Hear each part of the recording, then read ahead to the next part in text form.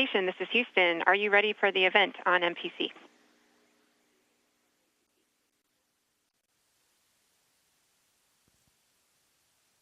On MPC, I'm ready as well. CBS, The Talk. This is Mission Control Houston. Please call station for a voice check. Station, this is The Talk. How do you hear me? I hear you loud and clear. How me? We hear you loud and clear. Excellent.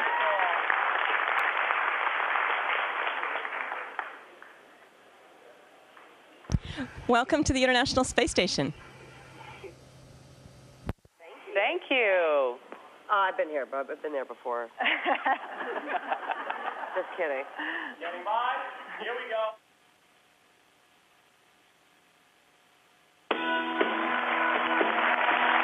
Welcome back to The Talk. Today we have a special treat. We're about to meet a mom whose devotion, let's just say, reaches beyond the stratosphere. Cady Coleman is a NASA astronaut and a mother of two, and she joins us now from the International Space Station. Hello, Cady. Hello. This is so cool, isn't it? Hey, Cady, I want to welcome ask you aboard a the space question. station. This is Leah. Look at this. Wow. Are you going to be okay, or? There's a delay, too, so we got to take that into consideration. Cady, can you hear me? You know, we Yes, I can hear you. Yes, I can hear you. Oh, good. Okay, well, I'm not the brightest person, so please don't try to say smart things when you're talking to me, but when you're talking to Sarah and Julie, you can say, you know, things that have to do with what you're doing. I want to know about your day-to-day. Like, take me through, like, an average day for you. You have your own room, you get up, what do? Do you shower? Do you have a chef? What goes on up there? You know, we get up in the morning, brush our teeth, eat breakfast, just like everybody else, except that everything we do, we're weightless, and all the things we're doing it with are weightless as well. So you start off with that teeth brushing thing, and I have to say, you know, spitting, that's going to be a problem. So we swallow our toothpaste, and the day goes weightless from there. And then what is your average work day? Is it like a real 8-hour day, or? And then what do you guys do? You sit around looking out the windows? Or what do you guys do? This is what I want to know. You know, seriously, we live to look out the windows because it is simply amazing to look out. And, you know, every day is different looking down at the Earth. It depends on the weather. It depends on the lighting. I'm learning geography hand over foot. And so we live to look out the window. But I will say that most of our work is inside, you know, here in the space station. I'm in the Japanese part of the space station. It's the module that they built for experiments. We have a European module. We have a Russian section, a United States section. The Canadians built the arm. It's a big, big international venture. And every day, actually the day begins the night before, because I look at the schedule, see what I'm going to do, and I study up and just try to understand what experiments I'm going to do. And I could actually show you one of them. One of them's coming right at me right now.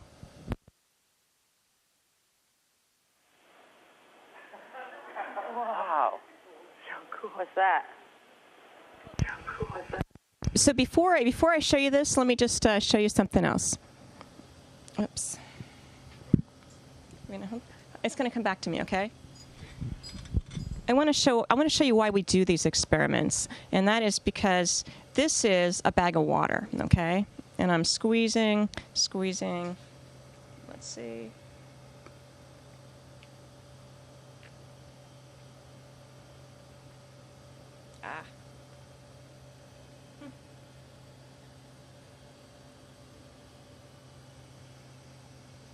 So it's a brand new bag of water, and so my straw was a little crimped there. And I'm going to come a little closer, and you can see this giant blob of water. And we're getting to see in space, what do liquids really, really want to do?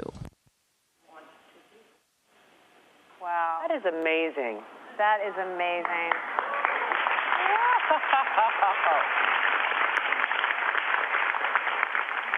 So I'm curious, because I know you have kids at home, how do you stay close to your kids? Oh, wow.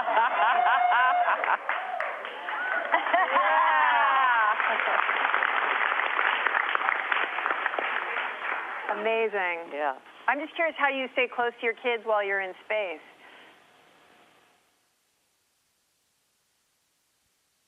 Well, one of the ways that we stay close is I try to keep him really interested in what I'm doing, and I'm shaking up our fluids experiments so you can kind of see, what a real experiment looks like, and not just playing with our water drops, but understanding how fluids behave in space. Well, it has to do with everything we do at home. And everything that we wear, everything that is in our house that is made with a process of something flowing through a pipe, we need to understand what liquids do. And this experiment actually shows us how to design fuel tanks for satellites. And you think, well, gee, why would I care? Everybody uses a cell phone, electronic devices, communication, military defense, you name it. And it all comes from things like this. When we talk about trying to keep my son interested, another way I do that is actually to bring one of his things with me up to space. He's a big fan, and so am I, of Calvin and Hobbes. And so I've brought a little Hobbes up in space with me, and I bring Hobbes to do experiments, and I take pictures and send him down to the ground so he understands what I'm doing every day. And I did that while I was training for this mission as well.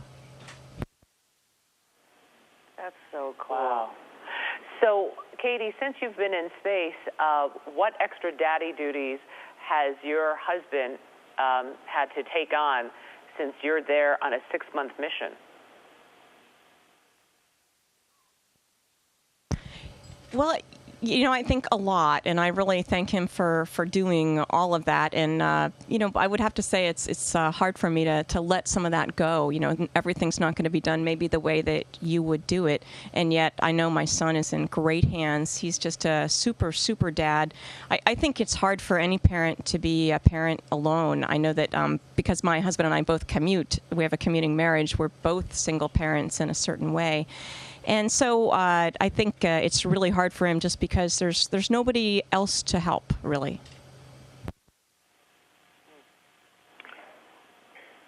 On a somber note, oh, okay, hang on one sec.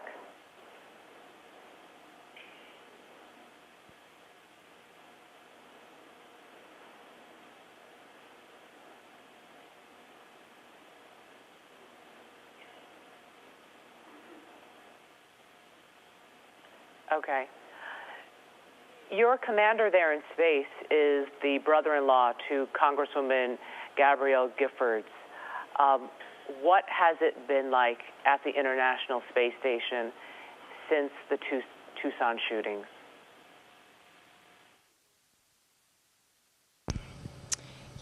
It's hard to be far away when things are happening down on Earth, and I can't speak for Scott, but I think something like the tragedy in Tucson, at least for me, it makes me think how precious all my relationships are, and it just made me want to call everybody that I love and just make sure that they knew that I cared about them. And up here, I think that we have a serious job to do, and we're intent on doing our jobs, and we try not to let things get in the way. And at the same time, there's a value in just thinking about what's going on and trying to come to terms with it. Yeah, I'm curious. Does it get lonely in space? Well, I was very excited about this interview just because I won't necessarily say it's lonely up here, but there are not a lot of other women. And so actually the thought of sort of having coffee with you guys was really appealing to me. In fact, I brought mine. I'm serious. There's something nice about girlfriends. I love that. There's something nice about sitting around with your girlfriends and saying hello. Yeah, love that. I'm curious how you also prepared to leave for 6 months. That's such a long trip. Well, I did my best. I know I've left a lot of holes. I'm still writing back and forth with my husband and making sure he understands how to get my W-2 and all those kinds of, administrative things. My son had known for a couple years that I'd be going to the space station, and I tried to make it really clear when it would happen. It took several years to train. I traveled to Japan, to Europe, to Russia, and around the U.S., training for really almost 3 years to get ready for the mission, and that's actually worse in a way than being up here. They like to say that when I'm up here, at least they know where I am. And in fact, they have an application, where a computer program that they look at, and they know exactly where I am. And they go, "Mom, you're going over Australia." So it's pretty fun to be up here now where they know where I am. Wow. What research are you doing in space that you're most excited about?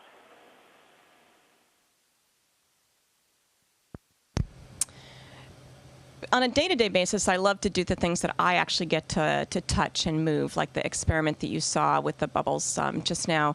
But some of them aren't as tangible. We're doing some research in osteoporosis, which I think is fascinating and valuable. Basically, I'm an experiment, and because we lose bone mass up here, because we don't walk around on our legs, we lose bone at about 10 times the rate of a 70-year-old osteoporotic woman.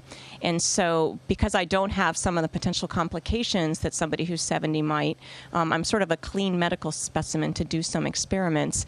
And so I'm taking some of those drugs, and we're looking at how my bone mass is changing, and we looked at it before I left, while I'm up here, and also when I get home, and it'll help us understand a lot about how osteoporosis, the mechanism of osteoporosis, which certainly affects millions of people down on the earth. Do the health implications of that scare you? I won't say they scare me, but I'll tell you that I take them very, very seriously, in that we exercise, about almost 2 hours a day, which I'll say I'm not disciplined enough to do down on the earth. But I do it up here because the implications of not exercising are really having a tremendous amount of bone loss. And I have a 10-year-old, and I figure I still have a lot of running around to do when I get home. Cady, I wanted to ask you, other than your family, your son, as a woman, what do you miss the most?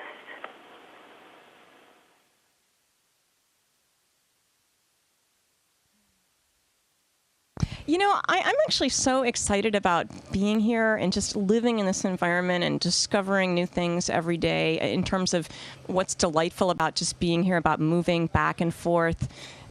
It's just really such a neat place. I don't actually miss anything yet. I certainly miss my family quite a bit, but at the same time, it's not as if I wish to be there. I'm really happy to be here.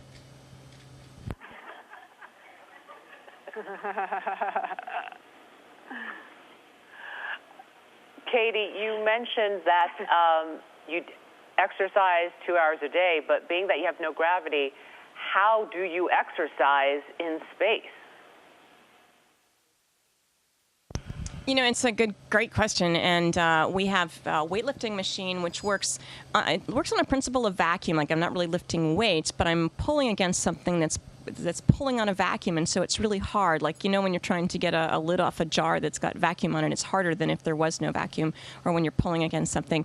So that we do weightlifting, and I'll do, it's like a gym. We have a bar, go up and down, and use my legs. I can do sit-ups, all these arm weights. We have a treadmill that I wear a harness, and it holds me down on the treadmill. And I have to say that it was really interesting after a few days of not exercising, floating around up here. It was fascinating to suddenly be on the treadmill, standing on your feet. And I thought, wow, standing, that's interesting. What's the first thing you want to do when you eventually do get home, back to your family?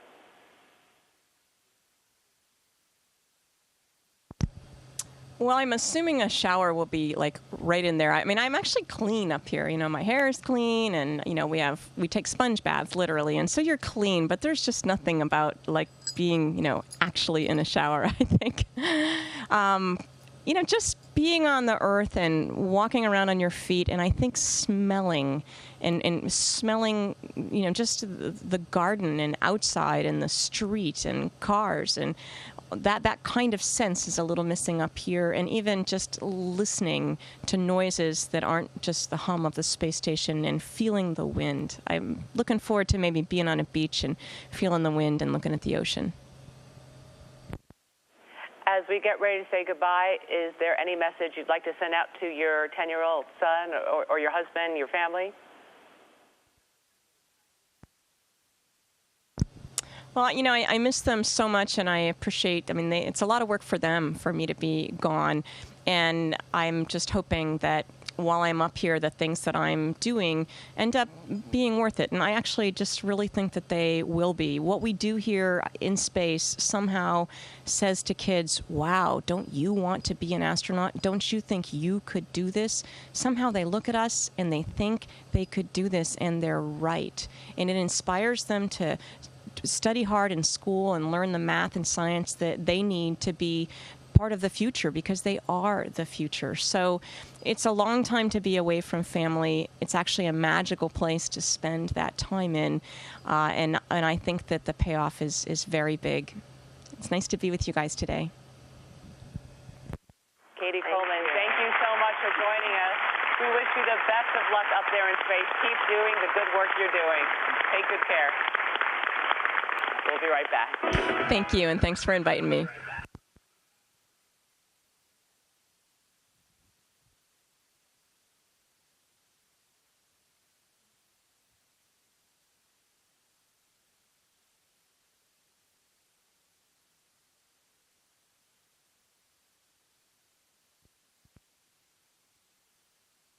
Station, this is Houston ACR. Thank you. That concludes the event. Copy. Thank you. Nice to hear from you guys.